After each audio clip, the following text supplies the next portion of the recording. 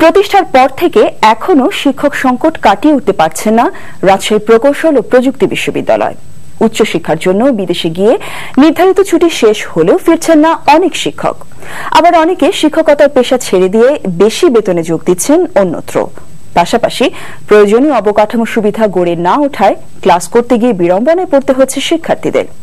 রাজশাহী থেকে সম সাজুর পাঠানো রিপোর্ট। রাজশাহী মহানগরীর কাজলা এলাকায় 1963 সালে যাত্রা শুরু করে রাজশাহী ইঞ্জিনিয়ারিং কলেজ। আর 2003 সালে মাত্র 3টি বিভাগ নিয়ে এটি রূপান্তরিত হয় প্রকৌশল ও প্রযুক্তি বিশ্ববিদ্যালয়ে।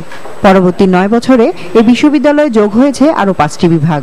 বর্তমানে প্রায় 3000 শিক্ষার্থীর জন্য শিক্ষক রয়েছেন মাত্র 163 জন। বিভাগ ও শিক্ষার্থী বাড়লেও সেই অনুযায়ী বাড়েনি এখানকার অবকাঠামোগত সুবিধা। ফলে ক্লাস ও ল্যাবরেটরি সংকট এবং আধুনিক যন্ত্রপাতির অভাবে বিঘ্নিত হচ্ছে শিক্ষা কার্যক্রম।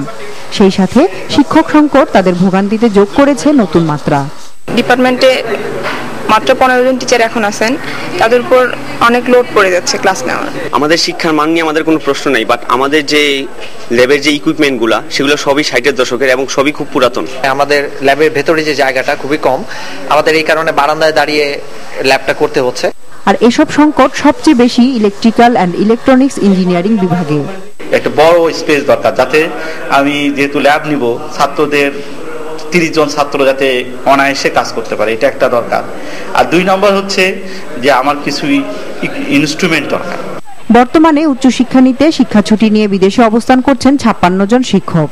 অনেকেরই ছুটি শেষ হবার পরও ফিরে আসেননি। এ ব্যাপারে বিশ্ববিদ্যালয় কর্তৃপক্ষের তাগাদাকেও গুরুত্ব দিচ্ছেন না অনেকেই। কোনো ডিপার্টমেন্টে 50%-এর বেশি শিক্ষক বিদেশে অবস্থান করছেন। কারো মেয়াদ উত্তীর্ণ হয়ে গেছে, ফিরছেন না। পদগুলো ফাঁকা না রেখে সবগুলো নিয়োগ দেওয়া, অর্গানোগ্রামের যে পদগুলো আছে সেগুলি সরকারের কাছ থেকে সেগুলি অনুমোদন করে তার বাজেট চেয়ে নেওয়া, আর হচ্ছে এই ছুটি সংক্রান্ত নিয়মগুলোকে কঠোরভাবে ইম্পোজ করা।